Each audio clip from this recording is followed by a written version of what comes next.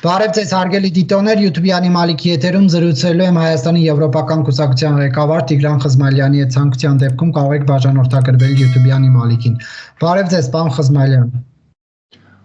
Ողջույն, պարոն Գերակոսյան։ Պարոն Խզմալյան, կայացավ Գյումրու արտահերթ ընտրությունները հավաքանու եւ որևէ ուժի չհաջողվեց 50+1% քվե ստանալ։ Փաստորեն Գյումրեցին որևէ մեկին չվստահեց իշխանություն ձևավորելու համար, ձեզ համար այս ցուցանիշը սպասելի էր։ Փաստորեն չկայացան ընտրությունները։ Մենք մարդիկ կան, որ 36%, 20 քանի տոկոս քվեներ հավաքեցին։ Ընդամենը 40%-ից, այո։ Ինչևէ, մենք երկրորդ անգամ ենք հանդիպում նման իրողությանը, այսինքն մասնակցելով այն դրան, դա 23 թվականի Երևանի քաղաքապետարանի հավաքանու ընտրություններն են եւ հիմա վիճակը բավական նման է, արտաքուստ կան եւ ներքին տարբերություններ։ Արդեն 23-ին պարզ էր, որ ընտրությունը բողոքական է եւ դրա լավագույն վկայական էր, որ ընտրությունները ազիվ են կայացել, որովհետեւ 71% չէր եկել ընտրությունների։ Հիմա ընտրողների թիվն ավելի մեծ էր, բայց ավելի մեծ էր նաեւ այդ բողոքական զանգվածի քանակությունը։ Ինչու ըստ երևույթի ընտրությունները չկայացան, որովհետև մարդիկ ընտրում են ոչ թե ինչ-որ բանի համար, այլ ինչ-որ բանի եւ շատ կոնկրետ իշխանությունների դեմ։ 23 թվականից հետո անցած ժամանակաշրջանը չբարձրացրեց իշխող կուսակցության եւ վարչապետ Փաշինյանի վարկանիշը, այլ ըստ երևույթի ճիշտ հակառակը։ Ինչ վերաբերվում է մեր համեստ արդյունքների, մենք բնականաբար հիմա քննարկում ենք, վերլուծում ենք այս ամենը, մենք ասելով ես նկատի ունեմ Եվրադաշինքը, 3 կուսակցությունները, Հանրապետություն, Հանուն Հանրապետություն, Հայաստանի Եվրոպական կուսակցությունը եւ Լևոն Բարսեղյանի թիմը։ Մեզ մոտ յուրահատուկ տաբու է դարձել ասել, որ ժողովուրդը սխալվել է, իհարկե չէ, ժողովուրդը միշտ անսխալ է, մենք ենք սխալվում։ Ժողովուրդը դա մի կուռք է, որին պետք է միայն գցնել, զոհաբերություններ բերել, բայց հիշելով առաջին պատվիրանը կուռք պետք չէ սարքել անգամ ժողովրդից։ Եվ ես կարծում եմ, որ շատ ավելի պատասխանատու է վերցնել քաջություն ունենալ եւ ասել, որ այո, ժողովուրդը նույնպես սխալվում է։ Ես տվյալ դեպքում չեմ ասում դա արդարանալու համար։ Ես ասում եմ, որովհետեւ ժողովրդի հանրային կարծիքը Գյումրիում բերեց այդ քաղաքը եւ մեր ողջ երկիրը ծանրագույն եւ շատ վտանգավոր իրավիճակի։ 2 տարի առաջ 23 թվականի ամռանը նման իրավիճակը հանգեցրեց մեծագույն ողբերգությանը։ Ցավոք սրտի ոչ իշխանությունը, ոչ ընդդիմությունը հետաքրքիր է բավական, որ նրանց վարվելաձևը այս հարցում համընկավ եւ կարելի է հասկանալ ինչու։ Ոչ էլ լուրջ վերլուծաբանները, լրագրողները չասեցին եւ դա մնում է մասնավոր կարծիք, բայց եկեք չմոռանանք։ Հենց սեպտեմբերի 19-ին, երբ գիշերային ժամերին պարզ դարձավ, որ իշխող կուսակցությունը չի հավաքում մեծամասնություն Երևանում, հենց այդ ժամերին սկսվեց Արցախի հայաթափումը։ Եվ ես հանդգնում եմ պնդել, ու դա առաջին անգամ չէ, որ ասում եմ, որ այդ երկու իրադարձությունների միջև կա ուղիղ կապ։ Ռուսական հատուկ ծառայությունները, նրանց վերլուծաբանները եւ որոշումներ ընդունողները փորձեցին կատարել Հայաստանում հեղաշրջում, իշխանափոխություն, բռնի, ոչ սահմանադրական ձևով, օգտագործելով հենց Երևանի քաղաքային կներեք ընտրությունները, ավականու ընտրությունները եւ նշмарվող պարտությունը։ Բոլորս հիշում ենք ինչ ջիքերով, ինչ ջանքերով, այդ թվում նաեւ մեր գործընկեր Արամ Սարգսյանի ջանքերով դա տեղի չունեցավ քաղաքում Երևանում, բայց դա տեղի ունեցավ Արցախում։ Հիմա ես տեսնում եմ, որ մեր երկրորդ քաղաքում, ինչպես շատերն ասում են հայրաքաղաքում, Գյումրիում, որը ինչպես նույնպես շատերը այս ժամերին ասում են, որը դարձավ Լեննագան կրկին, ստեղծված իրավիճակը բերելու է, կարող է բերել շատ անսպասելի եւ շատ վտանգավոր զարգացումների։ Ես միայն արտաքին բաներն ասեմ, որ չզարմանանք, եթե հանկարծ ապրիլի 22-ին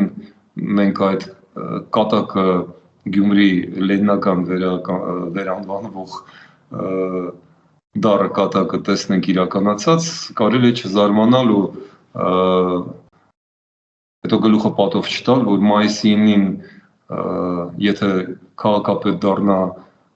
Խաչակիր կոմունիստ Վարդան Ղուկասյանը, չշփոթել Դոկ Ղուկասյանի հետ, կլինեն ուրեմն համատեղ առաջին 102-րդ ռազմաբազայի հետ շքերթներ եւ մնացած զզվելի տհաճ բաներ, որոնք վերջնականապես խայտառակելու են եւ Հայաստանը, ինչպես հայտնի ֆիլմում ասվում էր, ձեր նմանները խայտառակում են ռեսպուբլիկան, այդ ամենը կլինի եւ դա կունենա շատ լուրջ միջազգային աշխարհաքաղաքական հետևանքներ։ Մի խոսքով իրադարձությունները կարող են զարգանալ շատ վտանգավոր ճանապարհով։ Կան դեռ հրաշքներ, որ կարող են կատարվել եւ դրան չհասնի։ Մենք տեսնում ենք, որ դեռ կան տարբերակներ, բայց արի ու տես, որ կրկին, ինչպես եւ 23 թվականին ամեն ինչ կախված է մազից։ Մի դեպքում շան մազից, մի դեպքում ճաղատ մարդու գլխի մազից, սա շատ տխուր է, շատ վտանգավոր է, ապավինենք Աստծուն եւ շարունակենք պայքարը, մենք այդպես էլ անում ենք։ Պարոն Խզմալյան, ինչու Գյումրեցին չհավատաց, բավարար չափով չվստահեց եվրոպական արժեքներ քարոզող Եվրադաշինքին։ Ես չգիտեմ, անկեղծ չգիտեմ, մեզ ասում են, որ դուք բավականաչափ համոզիչ չապացուցեցիք, որ դուք ԿՊ-ի դեմ եք։ Մենք չպետք է ապացուցենք, որ մենք ԿՊ-ի դեմ ենք։ Մենք տեսնում ենք, որ իշխանությունը մեկը մեկի հետևից կատարում է սարսափելի սխալներ եւ մենք այդ մասին բացեիված խոսում ենք։ Մենք ոչ թե ԿՊ-ի դեմ ենք ցանկացած գնով եւ այս առումով սա մոլուցք չէ, սա ստապ հաշվարկ է։ Եվ ես այդ կապակցությամբ մի փոքր շեղվելով ձեր հարցից կասեմ այն ինչի մասին իմ կարծիքով հիմա պետք է ասել։ Մենք այստեղ ոչ թե պետք է հարցերին պատասխանենք, մենք պետք է լուծումներ գտնենք։ Ես նկատի ունեմ քաղաքական գործիչներին, ես ի վերջո վերլուծաբան չեմ, իմ մասնագիտությունը հիմա այլ է։ Ես պարտավոր եմ գեներացնել գաղափարներ եւ գտնել ելքեր։ Դրա համար ես գլխավորում եվրոպական կուսակցությունը, դրա համար եմ առաջարկել Եվրադաշինքին ստորագրահավաքով գործել եւ այլն։ Եվ այս կապակցությամբ կասեմ հետեւյալը. նախախնամությունը, Աստվածը, ճակատագիր, ինչպես ցանկանաք, նույն օրը, հենց այսօր ցույց տվեց մեզ մեր սխալը, մեր ոչ թե Եվրադաշինքի սխալը, մեր որպես ժողովրդի պետության սխալը։ Մի հետաքրքիր օրինակով Փարիզի դատարանը մեղավոր ճանաչեց ազգային ճակատ կուսակցության նախագահ Մարի Լե Պենի կոռուպցիայի համար ծանր մեղադրանքներ, մեծ գումարներ, իր դիրքի չարաշահում, ֆինանսական խախտումներ եւ այլն, եւ դատավճռում նշված է, որ Տիկին Լե Պենը եւ նրա գլխավորած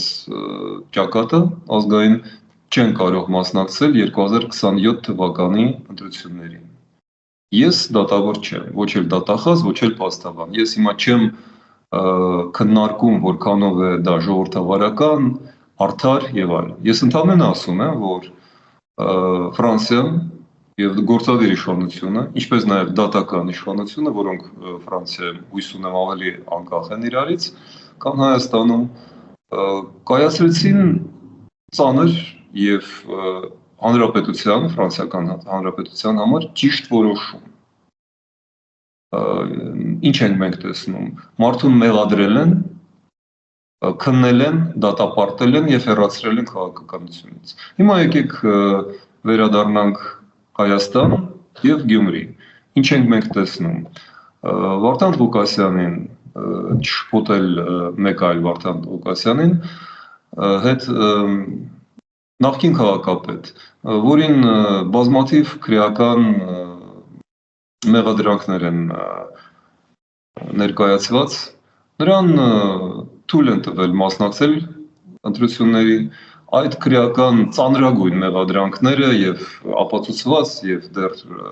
չապացուցված չխանգարեցին նրան մասնակցել, մեծ խոսել եւ փաստորեն ստեղծել մի իրավիճակ, երբ շատ հնարավոր է, որ նա կարող է վերադառնալ քաղաքապետի, երկրորդ քաղաքի քաղաքապետի աթոռը, ղեկին քաղաքի,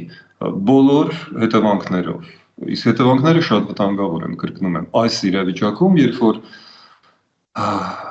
Գյումրիում 25 թվականին կարող է ընտրվել քաղաքապետով,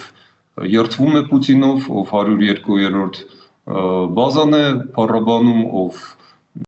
Լենինի եւ Ստալինի անուններով է խաչակնքվում, միաժամանակ չանելով բաճկոնից խաչը, նման դեպքերում այդպես մի դառը կատակ կա, դու կամ խաչդ հանիր վրայից, կամ անրավարտիկներդ հագիր, բայց դե ինչ, գյումրեցիներն այդ ամենը տեսան եւ այնուամենայնիվ ստեղծվում է իրավիճակ, երբ նրա հաղթանակը եւ հետեւաբար Հայաստանի պարտությունը չի կարելի բացառել։ Ես բերեցի այս օրինակը, որ հիշեցնեմ, որ Ֆրանսիան գիտի ինչպես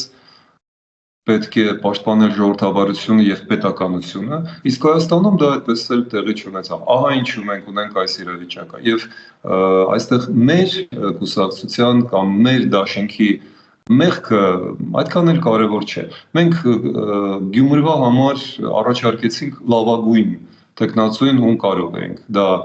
բանիմաց, փորձառու, ազնիվ մարդ է, գյումրեցի, ով գիտի իր քաղաքը, ում գիտեն քաղաքում, այս առումով ես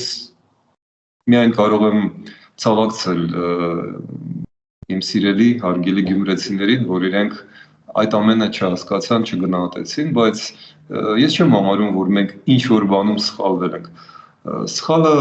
ոչ այնքան մեր մեջ է կամ Լևոն Բարսեղյանի մեջ է։ Սխալ է այն ճանապարհը, որով չի գնում Հայաստանի իշխանությունը։ Հայտարարում է եւ չի գնում այդ ճանապարհով։ Դա ժողովրդավարության, դա Առաջարկում եք Վարդան Ղուկասյանին զրկել ընտրություններին մասնակցելու հնարավորությունից։ Խնդիրը Վարդան Ղուկասյանը չէ, տեսնում եք, Վարդան Ղուկասյանը արդյունք է այս ամեն ինչի։ Ես ուղղակի եւս մեկ անգամ հիշեցնում եմ, որ մենք 21 թվականից ունենք բացարձակապես անընդունելի խորհրդարան, այսինքն խորհրդարանական երկրում մենք ունենք խորհրդարան, որը չի գործում, քանի որ այն ինչ կատարում է ազգային ժողովում չի կարելի նորմալ համարել, երբ կարևորագույն օրենքների համար մի մասը չի քվեարկում, որովհետև դուրս է գալիս, մյուսը մենք գիտենք, որ միշտ դեմ է քվեարկելու եւ ինչ որ մեկ այլ զանգվածը քվեարկում է վերջի օրը այնպես ինչպես հրամայում է գործադիր իշխանությունը։ Սա աննորմալ է եւ այս ամենը արդյունք է նրա, որ Նիկոլ Փաշինյանը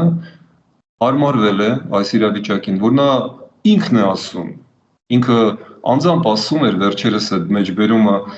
տեսա համացանցում եւ դրեցին Facebook-յան էջից։ Նա ասեց, քանի դեռ մեր ընդդիմությունը հանրապետական կուսակցությունն է, ասում էր նա, դեռ մորուք հող էր, այսինքն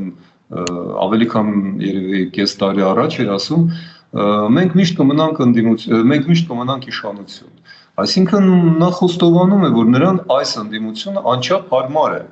Նրան հարմար չէ իրական ժողովրդավարական ընդդիմություն։ Ահա ինչու ընտրությունները ազատ են, բայց ոչ արդար, որովհետև մեր տեխնացուն միայն վերջի պահին է ստանում հնարավորություն հանրային հեռուստատեսությամբ հանդես գալ։ Մեր ստորագրահավաքը ընդհանրապես չի լուսաբանվում մինչև վերջի օրը հանրային հեռուստատեսությունով, իսկ դա նշանակում է, որ տեղեկատվական պատերազմում Նիկոլ Փաշինյանը մեր դեմ է աշխատում։ Եվ ահա դրա արդյունքը նա մենակ է մնում իր սիրած թշնամիների հետ։ Այդպես Բյուզանդիան հայերին հանեց Հայաստանից եւ ընկավ թուրք սելջուկների հարվածների տակ։ Պարոն Խզմալյանը, Նիկոլ Փաշինյանը իր թիմը մշտապես Քարոզ Արշավի ամբողջ ընթացքում հայտարարում էին, որ այս ընտրություններին մասնակցում են Ռոբերտ Քոչարյանը, Սերժ Սարգսյանը, յուրաքանչյուրը մի քանի 1-2 տեխնացիով։ Սա նշանակում է, որ իշխանությունը պարտվեց Քոչարյանին եւ Սերժ Սարգսյանին։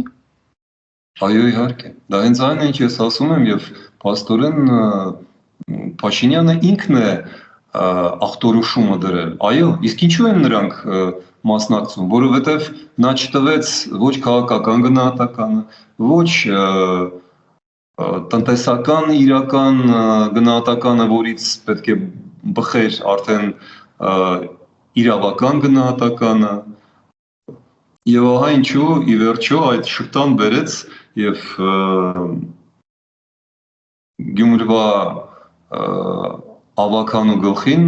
բերում է հիմա Վարդան Ղուկասյանին։ Վարդան Ղուկասյանը դա հենց այդ Ռոբերտ Քոչարյան, Սերժ Սարգսյան այդ երևույթի բնական արդյունքն է։ Այսինքն Նիկոլ Փաշինյանը ստանում է պատասխանը ոչ թե Սերժ Սարգսյանի կերպարով, այլ Վարդան Ղուկասյանը եւ դրանով փաստորեն նրան Վարդան Ղուկասյանին ստեղծեց Նիկոլ Փաշինյանի անսկզբունքային թուլամորթ եւ այդ բալանսավորված կեղծ քաղաքականությունը, որը նա վարում է եւ դրսում եւ ներսում։ Ահա եւ դրա արդյունքը։ Այդ երիտասարդները, նախկին երիտասարդները խաղում են քաղաքականություն, որովհետեւ իրենց համար քաղաքականությունը դա սեփական իշխանություն պահպանելու խնդիր է, բայց անգամ այդ խնդիրը իրենք լուծել, ինչպես տեսնում եք, չեն կարողանում եւ ստիպված դիմում են խայտառակ միջոցների, ինչ վկան մենք եղանք 23 թվականի աշնանը եւ ինչի վկանները իմիջիալից մենք կլինենք մոտ օրերին, ժամերին, որովհետեւ ես պատկերացնում եմ ինչեր է հիմա կատարվում ԿՊ-ում եւ ինչ միջոցների իրենք կդիմեն, ինչ խոսակցություններ կվարվեն գաղտնի, ես չգիտեմ, բայց ես պատկերացնում եմ, որովհետև իրենք Գյումրին չեն ուզում հանձնել եւ իրենց թվում է, որ նպատակը արդարացնում է միջոցները, ոչ, չի արդարացնում։ Պարոն Խզմալյան, մենք հարցազրույցի առավոտյան եմ ես այս հրապարակել, մենք հիմա խոսում ենք ժամը մոտավոր երեկոյան 10:00-ի հատվածում, ինչ եք կարծում, գուցե եւ մինչեւ հարցազրույցի հրապարակվելը Մարտուն Գրիգորյանը, որից կախված է նաեւ ելքը իրավիճակի որոշում հրապարակի, բայց մինչ այդ, քանի որ այս պահին չկա այդ որոշումը, նա ինչ դաշտում կխաղա, արդյոք ընդդիմությունը կկարողանա իշխանություն ձևավորել Գյումրիում, թե ոչ ըստ ձեզ։ Գիտեք, ես ընդհանրապես չէի ուզենա կանխատեսումներ անել, բայց դուք ինձ մարտահրավեր եք թվում այս առումով։ Ես կարծում եմ ուղղակի սա հետաքրքիր է, որ մենք հերթական անգամ կտեսնենք Սերժ Սարգսյանի, իսկ գաղտնիք չէ, որ Մարտունը, կներեք, Մարտուն Գրիգորյանը, կներեք այո, որ Մարտուն Գրիգորյանը Սերժ Սարգսյանի դաշտում է, եթե ես չեմ սխալվում, մենք կտեսնենք, որ Սերժ Սարգսյանը հերթական անգամ կզարմացնի երկու ճամբարներն էլ։ Գաղտնիք չէ, որ նա ամենադժվար պահերին հանդես էր գալիս շատ անսպասելի շատերի համար եւ այդ մասին նույնպես չի խոսվում, բայց կարծում եմ, որ լուրջ քաղաքականության մեջ նման բաներ էլ պետք է հաշվարկվեն։ Սերժ Սարգսյանը իմ կարծիքով աշխատելու է Պուտինի դեմ։ Ասելով Պուտին, ես նկատի ունեմ այն ռուսական ուժերը, որոնց ներկայացուցիչն է հիմա այս ծաղրանկարային կերպարը, Վարդանիկ Ղուկասյանը, այդպես որ ես կարծում եմ, որ այստեղ մենք կլսենք որոշ բաներ, որոնք միգուցե շատ ավելի նման կլինեն ոչ թե լուրջ քաղաքականությանը, այլ սիցիլիական մաֆիայի վարքերին, բայց մենք գիտենք, որ այնտեղ վենդետա կա, որ այնտեղ կան կրակոցներ, սպառնալիքներ, սպանություններ եւ կարծում եմ, որ այդ բարքերը հիմա բումերանգով կխփեն հենց այն մարդուն, ով փորձում է հիմա այդ բարքերը բերել քաղաքականություն։ Խոսքս Վարդան Ղուկասյանի մասին է։ Ես չեմ բացառում, որ նրա պոտենցիալ թիմակիցը Մարտուն Գրիգորյանը մերժի այդ առաջարկը եւ այստեղ կլինեն եւ քաղաքական եւ անձնական աստառներ։ Հետո մենք ասենք, որ նախախնամությունը հերթական անգամ փրկում է հայ ժողովրդին։ Միգուցե այդպես էլ լինի։ Անձնականը որոնք են։ Նրանց ընտանիքների միջև կան, ասեմ այսպես, Հա, լավ, ես գիտեի անհաշտելի հակասություններ։ Ավելին չասեմ, որովհետև դա արդեն քրեական պատմություն է, որին ես լավ չեմ տիրապետում, պարզապես ասում եմ այն, ինչ գիտեմ։ Եվ այստեղ մի հետաքրքիր դրվագել կա, օրինակ Վարդան Ղուկասյանը ամբողջ քարոզարշավի ընթացքում, հարցազրույցների ընթացքում հիացմունքով խոսել է Քոչարյանի կառավարման տարիների մասին եւ թե ինչպես է Քոչարյանն իր առաջարկները կյանքի կոչել գաղափարները, ինչպես ինքն է ներկայացնում Գյումրին շենացնելու համար։ Եվ մեկ այլ դրվագել, որ Սերժ Սարգսյանը Վարդան Ղուկասյանին հեռացրեց հանրապետական կուսակցությունից, իսկ մենք գիտենք Սերժ Սարգսյանը ինչ հարաբերություններ ունի Ռոբերտ Քոչարյանի հետ, սա կարող է ինչ-որ առումով կապ ունենալ Մարտուն Գրիգորյանի որոշման հետ, թե ոչ, որ օրինակ, ինչպես դուք նշեցիք, Սերժ Սարգսյանը իր թիմակցին չթողի աջակցել ընդդիմության թեկնածուին։ Ես այս պահին հակված եմ մտածելու, որ այդպես էլ կլինի եւ Սերժ Սարգսյանն է որոշիչ դերը խաղալու եւ դա առաջին անգամը չէ, պետք է գնահատել այդ անսպասելի շատերի համար դիրքորոշումը, որը իմ կարծիքով Սերժ Սարգսյանը հիմա հանդես կբերի, բայց վայ մեզ, որ Գյումրվա ու հետևաբար Հայաստանի ճակատագիրը հիմա կախված է Սերժ Սարգսյանի խոհեմությունից, սակայն գիտեք, ասում են բարին պետք է երբեմն անում են նաև չարիքից, որտեղ այլևս ուրիշ նյութ չկա, ինչից կարելի է այն ստեղծել։ Մենք այդ իրավիճակում ենք։ Ես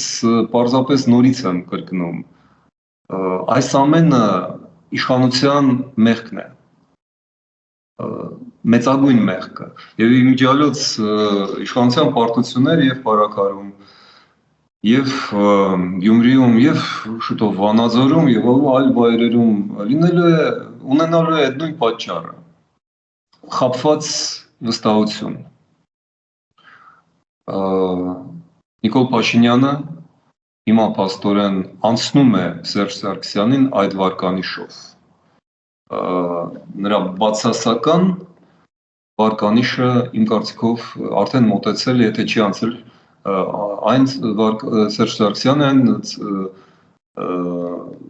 բացասական վարկանիշը, որը 18 թվականին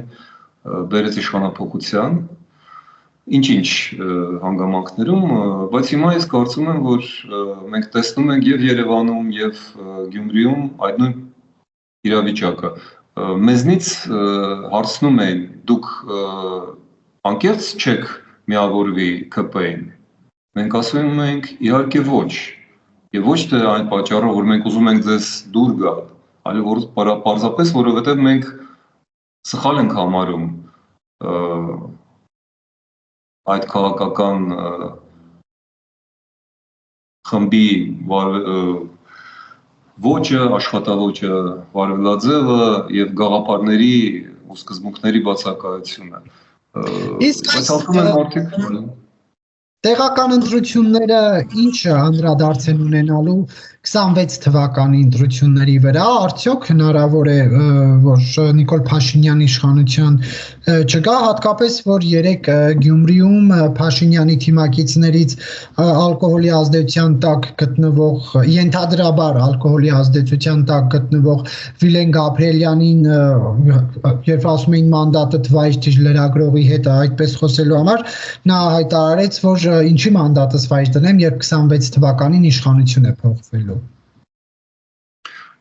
Ես կարծում եմ իրենք կանխազգում են այդ անխուսափելի իրավիճակը եւ իմիջիալոց դա շատ լավ է, որովհետեւ մեզանում դանդաղ դժվարությամբ, բայց ձևավորվում է այդ կամավոր իշխանությունից հրաժարվելու ավանդույթը։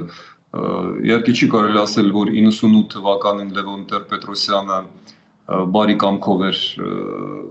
հրաժարական տվել, մենք գիտենք, որ հանգամանքները բավական կոշտ էին, բայց դա տեղի ունեցավ առանց արնայողության, եւ հետո փաստորեն մենք 18 թվականին տեսանք նույնը, որ Սերժ Սարգսյանը փաստորեն կարողացավ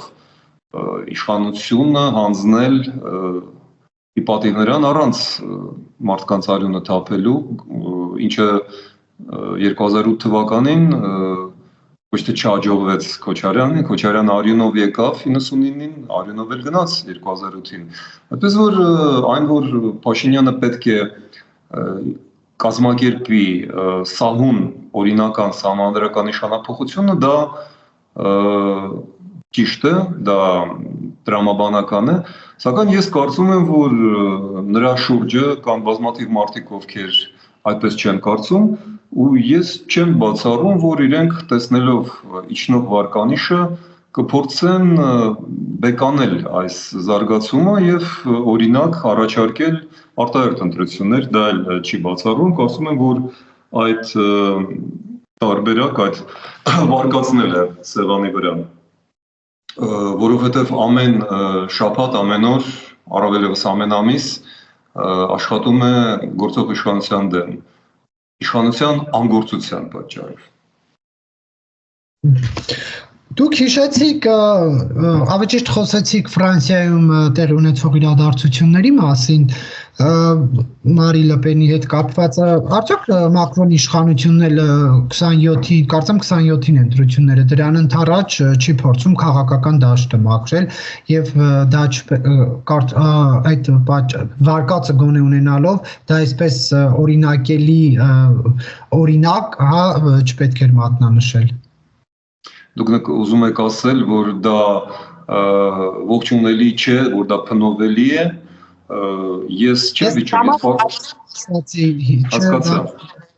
հասկացա, ես մի օրինակ եմ պարզապես բերել, թե ինչպես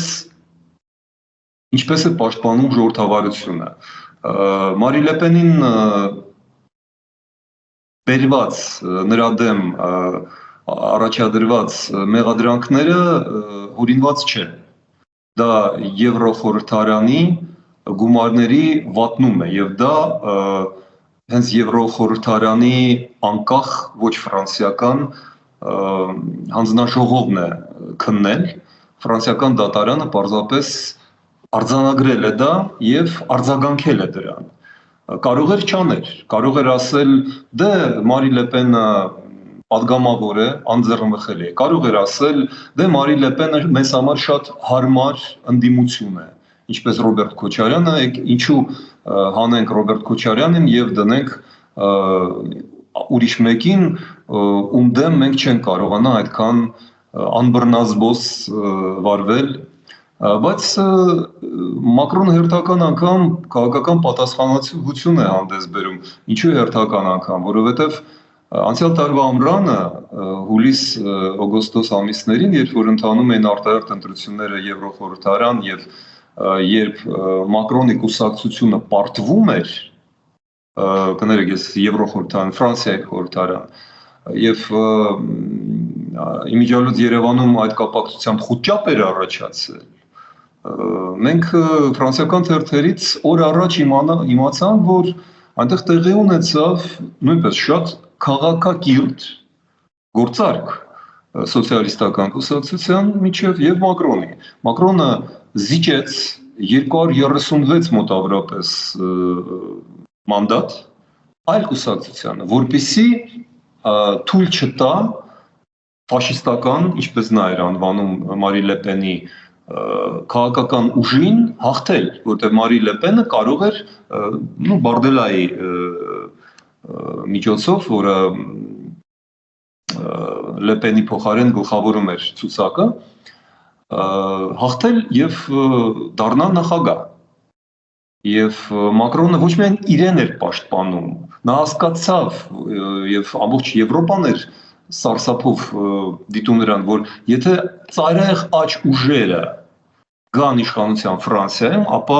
ամբողջ Եվրամիության, ել չեմ ասում բուն Ֆրանսիայի քաղաքական ճարտարապետությունը քանդվելու է, լինելու է այն, ինչ դրանից 2-3 ամիս անց տեղի ունեցավ Միացյալ Նահանգներում, երբ որ Թրամփը պարտության մատնեց դեմոկրատներին եւ մեղմ ասած մենք հիմա ճաշակում ենք դրա հետևանքները։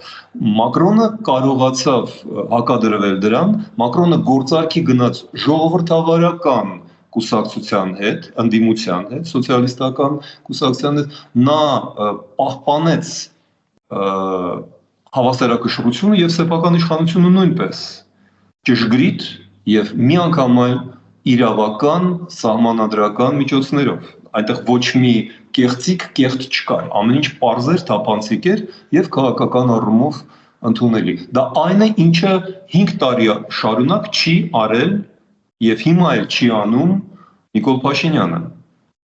Ինչ արեց Մակրոնը, ինչ արեց Բայդենը, երբ որ սեփական անձը եւ շանսերը ճիշտ գնահատելով հեռացավ, առաջարկելով Կամալա Հարիսին։ Դա իհարկե չօգնեց դեմոկրատներին, բայց մենք տեսնում ենք ինչպես է վարվում իրական քաղաքական դեմոկրատական իշխանությունը եւ ինչպես չի վարվում Հայաստանի իշխանությունը, ինչը բերում է այ հենց նրան, ինչից խուսափեց Ֆրանսիան կես տարի առաջ։ Եվ իմիջիալոց ավարտելով ասեմ, որ ես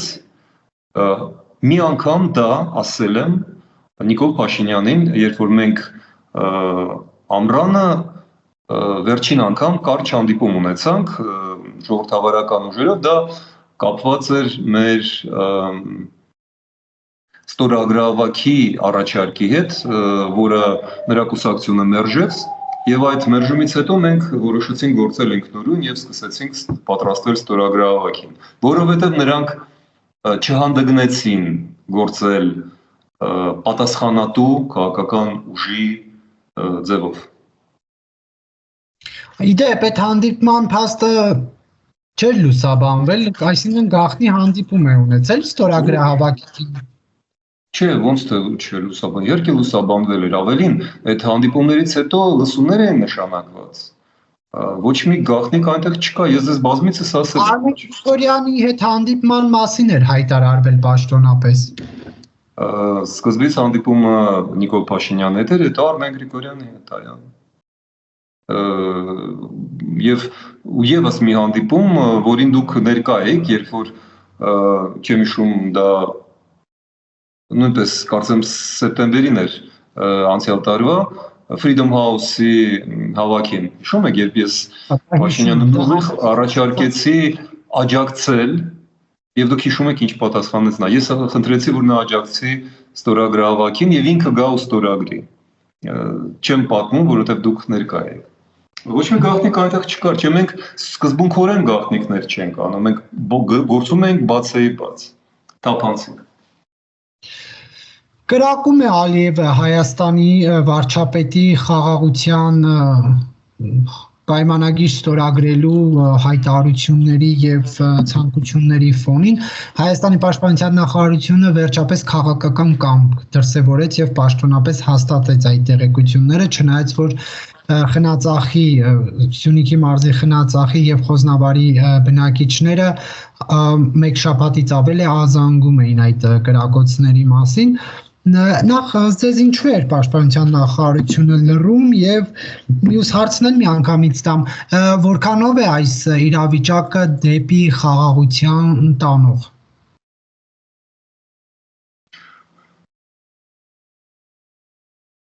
Մենք ձեզ հետ խոսել ենք այդ մասին եւ ես նոր բան այստեղ չեմ ասի, Ալիևին պետք չի խաղաղություն, նա ուշադիր հետևում է Միացյալ Նահանգների եւ Իրանի հարաբերություններին, որովհետեւ պատերազմ Հայաստանի դեմ իմ խոնարհիս համոզմամբ հնարավոր է Ալիևի համար ընդունելի տարբերակ կլինի եւ հնարավոր այն դեպքում, երբ հարված հասցվի Իրանին, որովհետև այդ դեպքում Ադրբեջանի դերը Միացյալ Նահանգների համար կտրուկ բարձրանալու են, որովհետև Իրանի դեմ հարձակվող նիզակը լինելու Իսրայելը, առանց Իսրայելը այստեղ երևի ոչ մի բան չի զարգանա, այդ ուղղությամբ եւ Իսրայելը ավանդաբար կօգտագործի Ադրբեջանին, հետեւաբար պաշտպանելով Ադրբեջանին, իսկ Ադրբեջանը կարող է ուրեմն ամենայն հավանականությամբ կօգտագործի դա Սյունիքի վրա հարձակվելու համար։ Այսպիսի բարդ շղթա է, բայց Իրանում նույնպես դա հասկանում են եւ փորձում են դրանից խուսափել, ընդ որում ասեմ, որ Իրանում իրավիճակը նույնպես շատ բարդ է ու պայթյունավտանգ, այնտեղ կտրուկ արագությամբ փոփոխություններ են իրականացվում, փոփոխությունները նախ եւ առաջ հասարակական, հենց նոր այնտեղ Նովրուզներ անցել, Ռամադաններ ավարտվել եւ մեր բարեկամները Իրանից պատմում են, որ երևի առաջին տարին էր, որ Ռամադանի ժամանակ, երբ որ խստորեն արգելված է օրինակ սնվել, ռեստորանները լցված էին, որ կանայք այնտեղ այլևս ընդհանրապես խիջաբներ չեն կրում, այսինքն բացի գյուղական շրջաներից եւ մոլերանտ կրոնապաշտ կանանցից, այսինքն հասարակությունը զայրացած է մոլաների իշխանության դեմ մեր տվյալներով եւ այդ ամենը հայտնի է նաեւ Միացյալ Նահանգներին, Իրանին, ինչի եմ ես այդ ամենը ասում, Իրանը փակ եւ անհայտ ինչ որ մի կառույց չէ, Իրանը շատ արագ զարգացող, փոփոխվող եւ իհարկե վտանգված պետություն է, որը չի ցանկանում պատերազմ բնականաբար եւ փորձում է դրանից խուսափել։ Այդպես որ դրան էր սպասում Ալիևը եւ այս կրակոցները դա իհարկե ֆոն են ստեղծում ասելու համար, չէ որ նա պնդում է, որ Հայաստանն է կրակում, այդպես որ նա ժամանակ է ձգում, նա փորձում է չստորագրել ոչ մի բան, քանի որ Թրամփի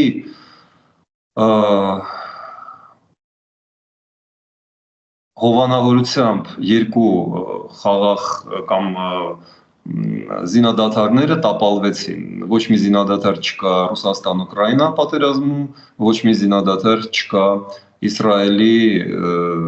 եւ ինչպես Լիբանանի ու Սիրիայի, այդպես էլ հենց Ղազայի եւ մնացած պաղեստինյան տարածքների միջև, այնտեղ հարյուրավոր մարդիկ են զոհվել վերջին օրերին, այդպես որ Թրամփը չի կարող պնդել, որ որևէ տեղ հասել է խաղաղության, եւ Ալիևը հասկանալով դա մնում է այդ տրենդի մեջ։ Դե եթե կրակում են Ուկրաինայում, կրակում են Ղազայում, ես էլ կրակեմ, ինչ կլինի, այդ կրակոցները կարծես թե չեն լսվում, բայց մենք տեսնում ենք, որ Եվրոպան այլ կերպ է գործում, Միացյալ Նահանգները նույնպես, այսինքն այն, որ ցուցադրաբար Ֆրանսիա եւ Միացյալ Նահանգների դեսպանները կրկին այցելեցին Սյունիք եւ ընդգծեցին, որ իրենք պատահական չեն գալիս այստեղ, այն, որ այսօր Երևանում էր Գերմանիայի նախագահ Շտայնմայերը, ով ասաց իմիջիալոց, որ Գերմանիան աջակցելու է Հայաստանի անդամակցությանը Եվրամիությանը, դա հերթական պատասխան էր այն անverջ դրվող հարցին, իսկ ով է մեզ այնտեղ սպասում։ Նույն օրը Արա Աբրամյանը ասում է, որ Հայաստանին ոչ ոք Եվրոպայում չեն սպասում, իսկ Եվրոպայի խոշորագույն երկրի նախագահ Շտայնմայերը Երևանում ասում է, որ մենք ձեզ սպասում ենք եւ օգնել են ձեզ։ Հետո որ Ալիևի կրակոցները, վերջացնում եմ, Ալիևի կրակոցները ուղղված են Հայաստանի Եվրամիության անդամակցության օրենքին։ Ահա ինչու է կրակում Ալիևը եւ նրան այդ հարցում օրհնում է եւ աջակցում է Վլադիմիր Պուտինը։ Ահա ինչու են կրակում, խոզնավարում, չէ՞ որ իմիջիալոց այդ շրջանում էին, չէ՞, գերել գյումրեցիներին, որոնք վերջինը վերադարձան գերությունից։ Բայց Գերմանիայի նախագահը ինչ լիազորություններ ունի, պարոն Խզմայլյան, այնտեղ վարչապետն է արտաքին քաղաքականությունը վարում, ինչպես օրինակ խորհրդարանական պետություններում։ Պարոն Կիրակոսյան, ես չէ որ պետք է բացատրեմ ձեզ կամ մեր ունկնդիրներին, որ Գերմանիայի նախագահը ինքնագործունեությամբ չի զբաղվում։ Այո, սահմանադրության դա Հայաստանն էլ նախագահ ունի, բայց ամբողջը վարչապետի ձեռքում է։ Վարչապետ ձեռքում է, բայց դուք երևի չեք ենթադրում, որ անգամ Հայաստանի նախագահ, որը իհարկե Գերմանիայի նախագահ չէ, գործի կամ հայտարարություն անի միջազգային հարցերում ինչ որ մի բան, որը պայմանավորված եւ համաձայնեցված չի գործադիր իշխանության հետ։ Իհարկե ոչ, եւ Շտայնմայերը այստեղ եկել է միջալոց նա գալիս է Երևան եւ Բաքու։ Եվ դա հենց հերթական փորձ է Արևմուտքի եւ Եվրամիության կանխել պատերազմը։ Ահա ինչու ես հիշեցի նրան ի պատասխան ձեր հարցերի։ Բնականաբար նա նույնը չի ասի Բաքվում, նա Բաքվին չի աջակցում եվրոինտեգրման հարցում, բայց այն որ նա ասել է դա հենց այստեղ նշանակում է, որ այո, Ռուսաստանը եւ Ալիևը, Պուտինը եւ Ալիևը կրակում են Հայաստանի ուղղությամբ, որպեսզի պահպանեն Հայաստանը, ինչպես ցանկանում է Վարդանիկ Ղուկասյանը 102-րդ բազայի կրակի տակ, իսկ Շտայնմայերը, ինչպես նաեւ Մակրոնը, ինչպես Եվրախորհրդարանը, որ 514 ձայնով 4-ի դեմ քվեարկել էր 7 Հայաստանի Եվրամիության անդամակցելու դիմում ուղարկելուն, ինչը մենք մինչև հիմա չենք տեսնում, փորձում են փրկել Հայաստանը, բարեբախտաբար։ Պարոն Խզմայլյան, տեսեք, մենք բոլորս գիտենք, հատկապես քաղաքականությամբ իրադարձությունները լուսաբանող լրագրողները, քաղաքացիները Վարդան Ղուկասյանի պատմությունը սկզբից մինչև վերջ։ Բայց դուք որպես եվրոպական արժեքներ կրող, դրան կողմնակից, որ մենք պետք է ինտեգրվենք դրան, ընդդիմադիր գործչին անուն օրինակ, սա ոչ թե ես կոնկրետ անձի եմ պաշտպանում, այլ երևույթի դեմ է իմ հարցը։ երևույթի մասին էի մարդ, երբ որ ասում եք Վարդանիկ Ղուկասյան, դա ինչ է փոխում, ձեր քննադատությունը Վարդան Ղուկասյան ասելի դեպքում ավելի թույլ է ստացվում, իսկ երբ որ Իկով եք ասում ավելի հուժկո է այն լինում։ Ես ընդունում եմ ձեր քննադատությունը, մեղավոր եմ, պարզապես ես այստեղ չեմ ուզում խորանալ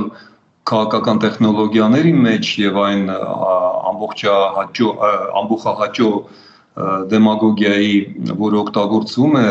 բնականաբար ընտրությունների ընթացքում, նա ինքն է հաճախ այդ անունը օգտագործում որպես մականուն, որովհետեւ մենք բոլորս, այսինքն դուք չէ իհարկե, մեր ժամանակ Վարդանիկը եւ ընկեր Մարգոն դա առասպելական կերպարներ էին եւ նա շատ լավ իմանալով դա եւ իմանալով թե ինչպես է պետք խոսել ամբողջի հետ, նա ամբողջահաճոյության վարպետ է,